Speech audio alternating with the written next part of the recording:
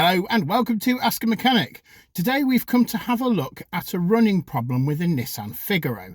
A Nissan Figaro is a Japanese import based on the Nissan Micra. It's a convertible and it's a 1 litre turbo petrol engine. Come with me, let's have a look.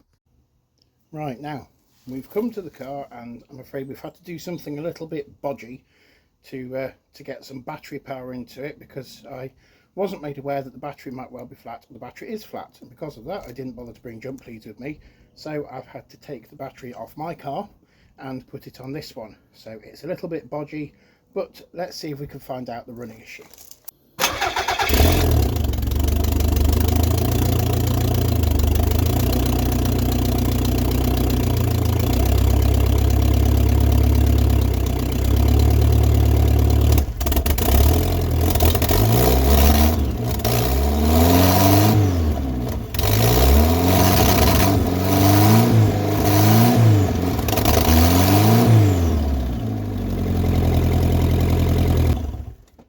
I think I know where we need to look first. Let's have a look at that exhaust leak. So we've got the exhaust heat shield off, and that's definitely not going to help. We've got all 3 bolts missing off the downpipe, between the downpipe and the turbo. One of the nuts is balanced within the exhaust manifold and the other 2 are missing, presumed dead. Let's see if we can find some replacements. Right, so we have replaced the nuts on the turbo. We refitted the one that I found on the exhaust manifold. I fitted 2 new nuts, both with lock washers, and then underneath there you can't see, it's actually a 4-bolt flange. The stud from the bottom one was actually missing altogether. I didn't have a bolt the right length, so what I've done, I've stacked a couple of nuts on the bolt for now and stuck a lock washer on it. It's not a permanent fix, it's not ideal, but it does work and it is better than nothing. Sometimes you have to deal with what you have got. Now, unfortunately, in these nuts becoming loose, it has blown that gasket in there. And so it still ticks like a tractor. It's better than it was, but it's still not really drivable.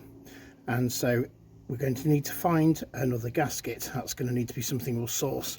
Again, the gasket down there between the exhaust manifold and the turbo, that square one just there, that one is also blowing, and so we might as well replace them both at the same time. What we're going to do now is we're just going to do a quick health check of the engine. We already know the battery needs charging. What we're going to do is check the condition of the plugs, check the leads, we're going to check the distributor, the rotor arm inside the distributor as well, and just have a quick look at the condition of the oil.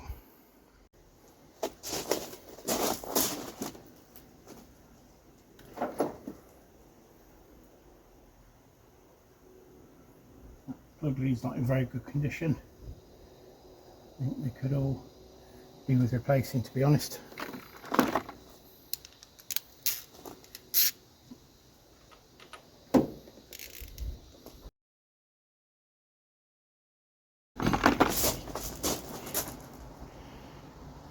Plug's not in so bad condition, but it's not got a brilliant gap on it. For the cost of them, you might as well replace them, to be honest, because that gap is enormous.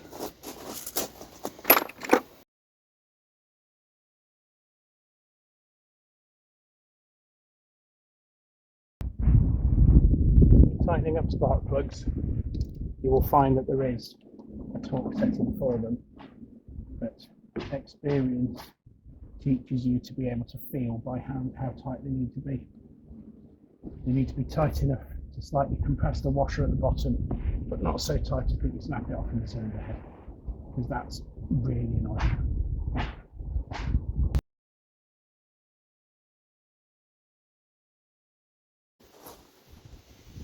The gap on that one isn't quite so bad, but when you replace spark plugs you tend to do them all in one go.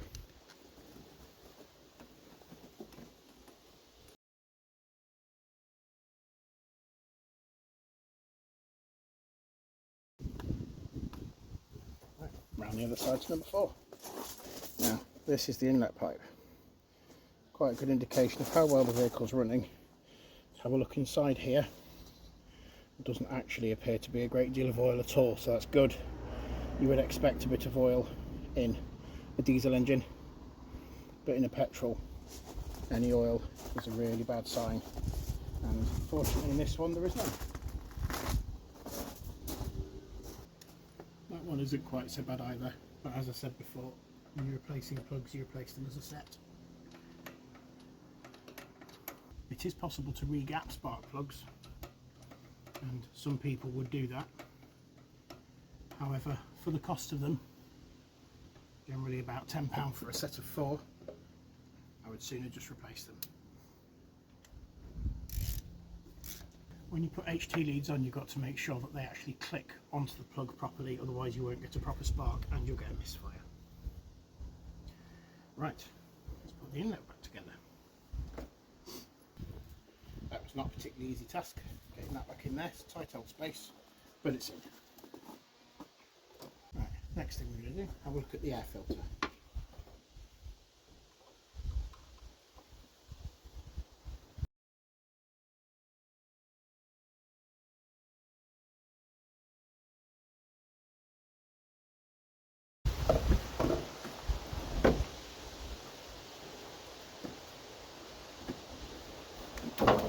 Actually looks very, very clean. So I think that has probably been replaced recently. Right, now what we're going to do is take the rest of the air cleaner mechanism off so that we can get to the distributor.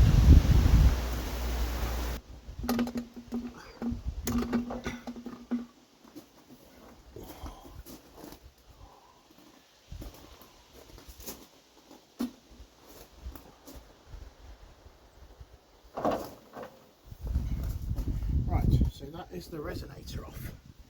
With the resonator off, you can see exactly what is going on in here. Now, the distributor is indeed missing a bolt, so that's not going to help with our misfire. The other bolt is only finger tight, which is also not going to help with our misfire.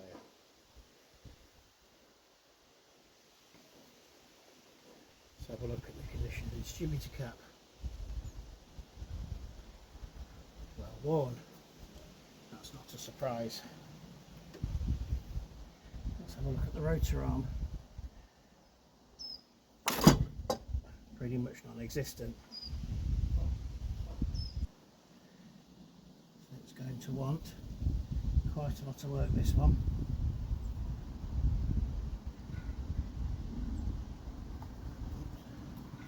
There's the seal for the distributor cap.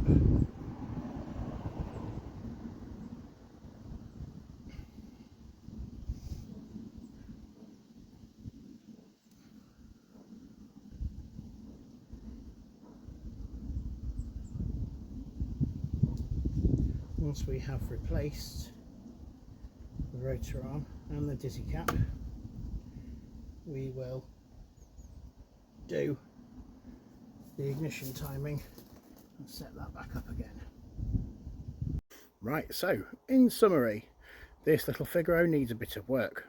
It needs the 2 turbo gaskets, it needs a set of spark plugs, it needs a set of ignition leads, it needs a distributor cap, and it needs a rotor arm at the very least. So what we'll do, we'll get all those bits replaced and then we'll see how we get on after that.